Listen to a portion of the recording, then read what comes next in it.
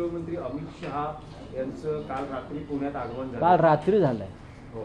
आणि आज ते कार्यक्रमात सहभागी होत आहेत. काँग्रेसनं आंदोलनाचा इशारा दिलाय. महाविकास आघाडीचा पाठिंबा आहे आणि भाजप कार्यकर्ते असे म्हणतात समजा जर काही हिंसा झाली किंवा काही आंदोलन आक्रमक झालं तर त्याला जशास तसं म्हणजे काय करणार, जशास तसं उत्तर. हे जे बोलतायत नाही सगळे मूळचे काँग्रेसवालेच आहेत. आणि रात्रीच्या अंधारामध्ये देशाचे गृहमंत्री पुण्यामध्ये उतरलेले आहेत आणि त्यांच्या विरुद्ध आंदोलन करायला लोकांना काय वेळ लागला आहे का? त्यांचे हात या देशातल्या विद्यार्थ्यांच्या रक्तानं माखलेले आहेत. खरं म्हणजे त्यांना पदावर राहायचा अधिकार नाही. गेले 10 दिवस संसदेचं अधिवेशन सुरू आहे दिल्लीत. अमित शहा एकदाही संसदेच्या सभागृहात आले नाही आणि हे बाहेर पुण्यात भटकत आहेत. हे लोकशाहीचं दुर्दैव आहे. तुम्ही देशाचे गृहमंत्री आहात. संसदेमध्ये अँटी पेपर लीक बिलावर चर्चा सुरू आहे आणि पेपर फुटीला देशाचं गृह खातं जबाबदार आहे या अपराधाला. मुलांच्या भविष्याचं रक्षण तुम्ही करू शकला नाही. उलट विद्यार्थी न्याय मागायला आले, रस्त्यावर उतरले तेव्हा तुम्ही त्यांच्यावरती टिअर गॅस फोडलेत, लाठ्या चालवल्यात, लाठ्या खिळे लावलेल्या लाठ्या आणि पॅलेट गन्स म्हणजे गोळीबार केला. आणि जेव्हा ह्या विषयावर चर्चा आली तेव्हा अमित शहा हे संसदेतून पळून गेले, आले नाही संसदेमध्ये. एकतर हे त्यांचं नैतिक अधपतन तर आहेच आणि डरपोकपणाचा कळस आहे. भाजपवाले काय त्यांचं संरक्षण करणार? भारतीय जनता पक्षाचे पुण्यातले लोक अमित शहाचं काय संरक्षण करणार? भविष्यात तुम्हाला संरक्षणाची गरज आहे. लोक रस्त्यावर धरतील तुम्हाला, म्हणून तर अमित शहा पळत आहेत इकडून तिकडे तिकडून इकडे. संसदेमध्ये वंदे मातरमचं विधेयक आलं, प्रधानमंत्री गायब. ज्या वंदे मातरमवर 2 दिवस विशेष अधिवेशन घेतलं पंतप्रधानांनी आणि मोठं भाषण ठोकलं काँग्रेसवर टीका करणारं, पण जेव्हा वंदे मातरम राष्ट्रगीताच्या संरक्षणासंदर्भात एक विधेयक आलं तेव्हा प्रधानमंत्री आले नाहीत. हा राष्ट्रगीताचा अपमान आहे. प्रधानमंत्र्याकडून माफी मागायला पाहिजे. ना गृहमंत्री ना प्रधानमंत्री हे असतात कुठे? हे करतात काय? त्यांना काम काय आहे? संसद काळात जर प्रधानमंत्री आणि गृहमंत्री सभागृहात उपस्थित नसतील तर हे कुठे असतात? हे काय कांड करत असतात? हे देशाला समजावं लागेल. आता पुण्यामध्ये आले काँग्रेसने आणि इतर लोकांनी त्यांच्याविरुद्ध आंदोलन करायचं ठरवलं. हा त्यांचा अधिकार आहे. भारतीय जनता पक्षाचे कार्यकर्ते म्हणतात हिंसेला हिंसेनं उत्तर देऊ. तुमच्यात हिंसा करायचा दम आहे का? आहे का दम हिंसा करण्याचा? सांगा ना तुम्ही. रात्री 12 वाजता तुमचे पंतप्रधान रात्री 12 वाजता व्हिडिओ टाकतात. दिवसा व्हिडिओ टाकायला घाबरतात मुलांशी बोलायला आणि तुम्ही आमच्याशी हिंसेचा गप्पा मारताय. काय त्या मुलांनी तुम्हाला नमवलं जंतर मंतरला. जंतर मंतरला हजारो लाखो मुलांनी तुम्हाला गुडघ्यावर आणलं. काय तुम्ही हिंसेच्या गप्पा करताय हो? तुमच्या लाठ्या खाट्या बंदुकाच्या गोळ्या खाऊन इथे तरुण वर्गात क्रांती करायला तयार झालेला. तुम्ही क्रांतीच्या आड येऊ नका. आता 2029च्या आत मोदी आणि शहा या देशाच्या सत्तेवर नसतील हे त्याने अति लक्षात घेतलं पाहिजे. 2029सुद्धा उजाडत नाही आहे. मी आत्ता सांगतो 2029च्या आधीच यांचा बाजार उठलेला असेल, यांचा गृह खात्याचा लिलाव झालेला असेल. लोकमान्य टिळकांच्या नावाचा पुरस्कार दिला जातो आहे. कोणाला? काय झालं आहे का टिळक कुटुंबाला जे आता उरले आहेत? हां, कोणीतरी शिंदे गटामध्ये गेलेत टिळकांचे वंशज. मिंदे गटात? अरे लाज वाटली पाहिजे. ज्या स्वाभिमानाचा लढा, जन्मसिद्ध हक्क आहे स्वातंत्र्य हा माझा, त्यासाठी ज्यांचे पूर्वज छातीचा कोट करून ब्रिटिशांशी लढले, मंडालेच्या तुरुंगात गेले, डोंगरीच्या तुरुंगात गेले, कळलं? सरकारचं डोकं ठिकाणावर आहे काय असा प्रश्न विचारला आणि जालियनवाला बाग हत्याकांडाचा ज्यांनी कडक शब्दात धिक्कार केला, ते लोकमान्य त्या टिळकांच्या नावाचा पुरस्कार ज्यांना दिला जातो आणि ज्यांच्या हस्ते दिला जातो, त्याने जंतर मंतर कांड केलं ना. जालियनवाला बाग नंतर या देशात जर कोणतं कांड घडलं असेल तर ते जंतर मंतर कांड आहे. जनरल डायर नंतर जनरल कायर, अमित शहा, आणि तुम्ही त्यांच्या हस्ते पुरस्कार द्यायला तुम्हाला लाज नाही वाटत? आणि म्हणे राजकारण आणू नका यात. यात राजकारण नाही, हा देशाचा अस्मितेचा, अभिमानाचा, स्वातंत्र्याचा आणि लोकशाहीचा विषय, जो आम्ही लोकमान्य बाळ गंगाधर टिळक यांच्याकडून शिकलो. आता मोठं आर्मी वगैरे पुण्यात आणली असं कळलं मला. सगळा महाराष्ट्राचा पोलीस फोर्स पुण्यामध्ये आणलेला आहे. अरे कशाला घाबरताय? कोणाला घाबरताय? गृहमंत्री आहात ना. मुळात तुम्ही मूळचे गुंड आहात. एक तर गुंडासारखे वागा, नाही तर गृहमंत्र्यासारखे वागा. तुम्ही मूळचे तडीपार गुंड आहात. मग गुंडानं गुंडासारखं वागावं किंवा मग गृहमंत्री आहे तर गृहमंत्र्यासारखं वागावं. जनतेशी संवाद साधा, बोला जनतेशी. आम्हाला लोक गुंड म्हणतात, आम्ही गुंडासारखे वागतो. आम्ही सत्तेत असल्यावर सत्ताधाऱ्यांसारखे वागू. एक प्रश्न आहे की पंतप्रधानांनी काल रात्री देखील एक व्हिडिओ बनवला आणि सगळ्या मुलांना माफ केलं. हे कोण माफ करणार? मला शिव्या घातल्या, त्यांनी माफ केलं. नाही नाही नाही, हे बघा, एक लक्षात घ्या, ही त्यांची आणखीन एक शरणागती आहे. ही त्यांची आणखी एक शरणागती आहे. मुळात मुलांनी त्यांच्याकडे माफी मागितलेली नाही की आम्हाला तुम्ही माफी द्या. मागितली आहे का? आम्ही कोणी मागितली आहे का माफी तुमच्याकडे? साहेब आम्हाला माफ करा, आम्ही चुकलो, असं कोणी बोललं आहे का? ही तुम्हाला अवदसा आठवते कशी? काय म्हणजे मला कळतच नाही काय. आम्ही तुम्हाला माफ करतो. अरे पण माफी मागितली का आम्ही?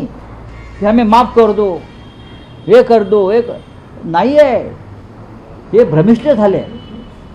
या देशाचे प्रधानमंत्री आणि गृहमंत्री हे भरकटले आहेत मनानं आणि विचारानं. त्यांनी त्यांचे सल्लागार बदलायला पाहिजे.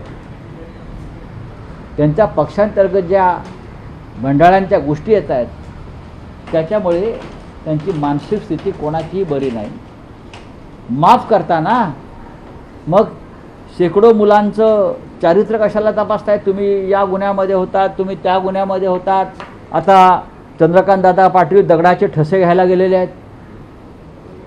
हां, त्यांनी तिथे क्वारी काम सुरू केलेलं आहे. 4 ट्रक घेऊन गेलेत, मला कोणतरी म्हटलं. त्यांना जबाबदारी दिली अमित शहाने, दगड गोळा करा म्हणून. चंद्रकांत दादांना कोथरूडचे कार्यकर्ते पाठवले त्यांनी. दगड गोळा करणार, मग ते लॅबमध्ये आणणार आहेत. दादांना स्वतःची जबाबदारी दिली आहे, फिंगरप्रिंट चेक करायची, मग ते आधार लिंकला जोडणार. कोणी सांगितलं तुम्हाला सगळं? त्याच्यामुळे त्यांना चंद्रकांत दादा पाटील यांच्यासारखी जी महान वैज्ञानिक संशोधक डॉक्टर अब्दुल कलाम मागे पडलेले आहेत. डॉक्टर अब्दुल कलाम मागे पडले. विसरतील लोक आता डॉक्टर अब्दुल कलामना. यापुढे डॉक्टर अब्दुल कलामनंतर हे चंद्रकांत पाटील यांना संशोधन व विज्ञान क्षेत्रातला सर्वोच्च जागतिक पुरस्कार देणं गरजेचं आहे. नाही, पण राऊत साहेब, पंतप्रधान असं म्हणतात की या आंदोलनामध्ये युवकांनी त्यांच्या विरुद्ध आणि त्यांच्या आई विरुद्ध आक्षेपार्ह भाषा वापरली. तुम्ही वापरली ती याआधी? त्यांना योग्य मार्गदर्शनाची तुम्हाला गरज सुद्धा आहे. खरं म्हणजे तुम्हाला मानस उपचार तज्ज्ञाची गरज आहे प्रधानमंत्र्यांना. बरोबर ना? मी सांगतोय ना तुम्हाला. आपण कोणाला तरी जर्सी गाय म्हणाला होतात, आपण कोणाला तरी 50 करोडची गर्लफ्रेंड म्हणाला होतात, आपण अजून कोणाला काय काय म्हणाला होतात. त्याच्यामुळे तुम्ही दुसऱ्यांची आई बहीण काढलीत ना. हे विसरताय तुम्ही. तुमच्या अंगावर आल्यावर कोणीही तुमच्या आई बहिणीवर गेलेलं नाही. भावनांचा उद्रेक होता. ज्या पद्धतीने हा देश चाललेला आहे आणि चालवला जातोय त्याला झुंडशाही हुकुमशाही म्हणतात. त्या हुकुमशाही विरुद्ध जर पोरं रस्त्यावरती आली असतील आणि ह्याच मुलांच्या मदतीनं 2014 साली तुम्ही सत्तेवर आला होता, याच जयंतींच्या मदतीने, हे विसरू नका. कोणी तुम्हाला शिव्याबिया घातलेल्या नाही. राज्यकर्त्याला त्याच्या लायकीनुसार लोकांकडून आदर प्रेम आणि शिव्या मिळत असतात. तुम्ही आमचा पक्ष फोडलात तेव्हा तुम्हाला काय वाटलं नाही? बाळासाहेब ठाकरेंचा, हिंदू हृदय सम्राटांचा पक्ष, अमित शहा आणि मोदींनी जेव्हा फोडला तेव्हा आम्हाला काय दुःख झालं नाही? बाळासाहेबांचा पक्ष आपण तोडता निर्लज्जपणे. शिव्या काय? या काही शिव्या नाही आहे. महाराष्ट्राची जनता तुम्हाला रोज शिव्या घालते. हां बोला. रावसाहेब, पुण्यात जेव्हा अमित शहा येत आहे तेव्हा त्यांच्या स्वागताच्या होर्डिंग्जवर त्यांचा उल्लेख देशाचे चाणक्य असा करण्यात आला. भाजपने ही सगळी होर्डिंग्ज लावली. भाजपनं होर्डिंग लावणं ही लाचारीचं टोक आहे. राष्ट्रीय स्तरावर काय चाललं, मुलांची डोकी कशी फुटली, मुलींच्या कपड्यांना कसा हात घातला, याच्याविषयी भाजपवाल्यांना काय ज्ञान आहे का माहिती घेतली आहे का? भ्रष्टाचाराचा पैसा प्रचंड आहे, लुटलेला पैसा आहे, खड्ड्यातला पैसा आहे. होर्डिंग लावतायत चमचेगिरीला. अमित शहाना लाज वाटली पाहिजे. पुण्यात येताना संसदेमध्ये तुम्ही येत नाही, मुलांवरील हल्ल्या संदर्भात माफी मागायला तयार नाही आणि माफ करताय. तुम्ही माफी मागा ना आधी. सर काल बरं, चाणक्याचा जरा अभ्यास करावा त्यांनी. ते मेन चाणक्य. हां, ती त्यांनी जी शेंडीला गाठ मारली होती ना, हां, त्यांची शेंडी धरून आता कुठे काय होणार आहे ते बघा तुम्ही. कुंभमेळ्याचं आयोजन होतं आहे, नाशिकमध्ये होणार आहे, पण त्या कुंभमेळ्याच्या आयोजनावरून महायुतीच्या 2 नेत्यांमध्ये जुंपलेली आहे. छगन भुजबळांनी थेट आरोप केले गिरीश महाजनांवर की कशा प्रकारे जे खड्डे पडलेले आहेत त्या खड्ड्या प्रकरणावर हे जबाबदार आहेत, जर सरकार जबाबदार आहे. आणि 4 बळी गेले. आज सामनाचा अग्रलेख आपण वाचा. नाशिकमध्ये 4 बळी गेले खड्ड्यात आणि 550 लोक त्या खड्ड्यांमुळे जायबंदी झालेले. कोण जबाबदार? नाशिकमध्ये सत्ता महानगरपालिकेत कोणाची आहे? भाजप आणि मिंध्याची आहे. संपूर्ण महाराष्ट्रात खड्ड्यांचं साम्राज्य आहे. असंख्य लोक खड्ड्यांमुळे मरण पावली. काल नांदेडमध्ये 2 घटना घडल्या. छगन भुजबळ जे म्हणतात की याला जबाबदार कोण, याला जबाबदार भुजबळ पण आहेत ना. सत्तेमध्ये कोण आहेत? तुम्ही सत्तेमध्ये आहात. गिरीश महाजन हे चंपतराय आहेतच बरं का. त्यांची भूमिका चंपतरायची आहे, लुटायचं. आता कुंभमेळ्याच्या दानपेट्या हे लुटणारच आहे, सगळ्यांना माहिती आहे. कुंभमेळ्यातला जो धार्मिक उत्सव आहे हिंदुत्वाचा, ते काय यांना प्रमुख केला आहे देवेंद्र फडणवीसनी? 25% गोळा करायला. सगळे ठेकेदार गुजरातचे, हे फक्त 25% घेणार. हे महाराष्ट्राचे चंपतराय आहेत गिरीश महाजन. छगन भुजबळांची जबाबदारी नाही का? तुम्ही नाशिकचं नेतृत्व करताय, तुम्ही नाशिक जिल्ह्यातून निवडून आलेला आहात, मंत्री आहात नाशिक जिल्ह्यातून निवडून आलेले. मग त्या खड्ड्यांची जबाबदारी गिरीश महाजनला कोणी नाशिकचा नेता मानत नाही, भुजबळांना मानतात. भुजबळांनी काय केलं कॅबिनेटमध्ये? किती आकांतांडव केलं आहे? टेबलवरती किती वेळा मूठ आपटली आहे नाशिकच्या रस्त्यावर? सांगा. करा ना आंदोलन, आम्ही येतो तुमच्याबरोबर. सर, ग्रामविकास मंत्री जयकुमार गोरे म्हणतात की पुढची निवडणूक उद्धव ठाकरे अभिजित दिपकेंच्या नेतृत्वाखाली लढणार आहे. काय म्हटलं त्याचं नाव? जयकुमार गोरे. येड झवायचं, कापायचं नाही. 1 नंबरचा हा येड झवा. बरं, त्यांची लायकी काय आहे? कोण हा जयकुमार रावल का काय म्हणता येतो? हा कोण? गोरे ना. कोण तो? काय? अभिजित दिपकेने तुमच्या प्रधानमंत्र्याला गुडघे टेकायला लावलं, हे विसरलात का? अभिजित दिपकेमुळे आजही अमित शहा आणि पंतप्रधान हे दडून बसल्यात बिळामध्ये, हे विसरलात का? अभिजित दिपकेला सगळ्यात आधी पाठिंबा आम्ही दिला या तरुणांच्या भावना समजून, आणि हा तरुण या भारतीय जनता पक्षाला सत्तेवरून खाली खेचल्याशिवाय राहणार नाही. तुम्ही सातारचं काहीतरी प्रतिनिधित्व करताय, फार मोठी परंपरा आहे सातारला राजकारण्यांची, थोडं तरी भान ठेवा. तुम्ही अभिजित दिपकेविषयी बोलताय म्हणजे तुम्ही या देशातल्या तरुणांचा अपमान करताय. नाही पण राऊत साहेब, त्या यशस्वी आंदोलनानंतर अभिजित दिपकेशी जवळीक साधण्यासाठी दोन्ही शिवसेनेत नाही, अजिबात. असल्याचं म्हटलं जाते. अजिबात कारण तसं नाहीये. त्यांच्या घरी दोन्ही शिवसेनेचे नेते पोहोचतायत. तुमचे नेते उद्धव ठाकरेंशी फोनवर बोलणं त्याला करत घरी आहेत. बोलवलंय का अभिजित दिपकेंना मात्र? समाज कल्याण मंत्री मला बघा, शिरसाट याच्याविषयी माझ्याकडे काही माहिती हां. नाही.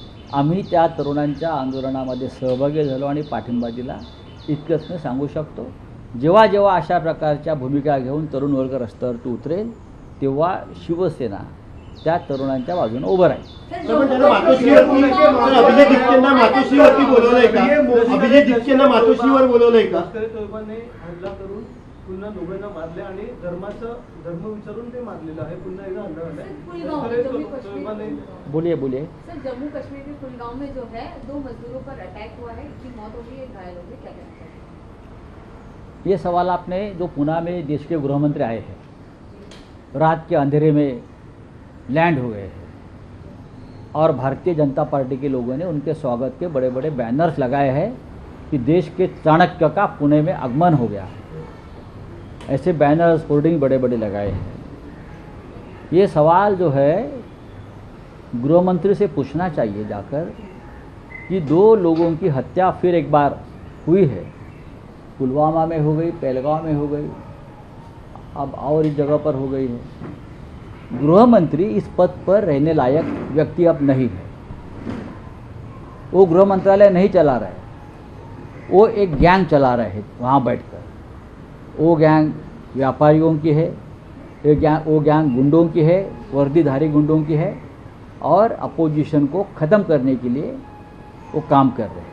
लेकिन निरपराध लोग जम्मू कश्मीर में अगर इस तरह से मारे जा रहे हैं, आतंकवादी घुस रहे हैं, तो उसकी पूरी जिम्मेदारी देश के गृह मंत्री की है.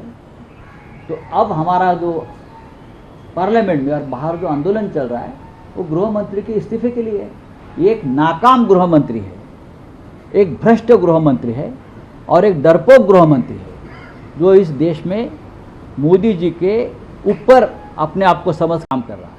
सर, पीएम मोदी ने जो है वीडियो हाँ. जारी करके कहा है कि मैंने देश के विद्यार्थियों को माफ किया है, उन्हें गाइड की जरूरत है. किसने कहा कि विद्यार्थियों ने कहा कि हमें माफ़ करिए? मैंने तो नहीं देखा कि किसी विद्यार्थी ने कहा है कि मोदी जी हमें माफ़ करिए.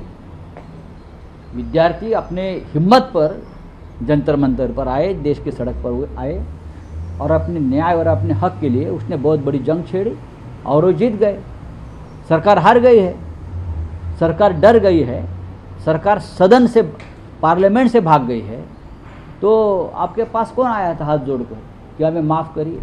या अपने आप माफ़ कर रहे हो? किसने माफ़ी मांगी आपसे? सर, वंदे मातरम बिल जो है वो पास हुआ है लोकसभा में, और वहाँ पर आपने ही जैसा भी जिक्र किया कि वंदे मातरम राष्ट्रगान के अपमान के विरोध में एक बिल आया और पूरी चर्चा में, और जब बिल मंजूर हो रहा था लोकसभा राज्यसभा में, प्रधानमंत्री और गृह मंत्री गायब रहे. जिस प्रधानमंत्री ने वंदे मातरम को पर एक स्पेशल सेशन लिया पार्लियामेंट का, वंदे मातरम को 150 साल हो गए, 2 दिन का सेशन लिया, लेकिन जब बिल आया तो प्रधानमंत्री कहाँ गायब हो गए? ये तो राष्ट्रगान का अपमान प्रधानमंत्री ने किया है. प्रधानमंत्री और गृह मंत्री की ज़रूरत थी उस वक्त पार्लियामेंट में. राष्ट्रगान के ऊपर एक बिल पर चर्चा हो रही है और देश के प्रधानमंत्री नहीं, देश के गृह मंत्री नहीं, तो दोनों, ये तो राष्ट्रद्रोह का मामला बनता है. कायर है ये दोनों. कहाँ गए ये लोग? दुनिया को राष्ट्रभक्ति का पाठ पढ़ाते हैं और खुद भाग जाते हैं. थैंक तो यू. क्या आपको लगता है माफी मांगनी चाहिए किसने? पीएम और एचएम को? देश के पीएम और एचएम को माफी मांगनी चाहिए? उनके ऊपर राष्ट्रद्रोह का मुकदमा चलना चाहिए. कहाँ गए थे आप लोग? जब वंदे मातरम बिल पर चर्चा चल रही थी, आप कहाँ भाग गए थे? आप दूसरों को राष्ट्रभक्ति का पाठ पढ़ाते हो ना, तो आप कहाँ थे? दोनों सदन में थे, दोनों बैठे थे उनके कार्यालय में, चेंबर में छुप कर, लेकिन सदन में नहीं आए। वंदे मातरम के बिल पर चर्चा करने के लिए या जवाब देने के लिए कोई जूनियर मंत्री को भेज देते? ये सरकार चलाने का तरीका है क्या? सर कलकत्ता के सीएम शुवेंदु अधिकारी ने जो है ममता बनर्जी पर 15,000 करोड़ का जो है रेवेन्यू लीक का आरोप लगाया है, क्या कहना है? ठीक है, देख लेंगे। शुवेंदु अधिकारी कोई ब्रह्मा विष्णु महेश नहीं है कि उनके ऊपर हम विश्वास रखें।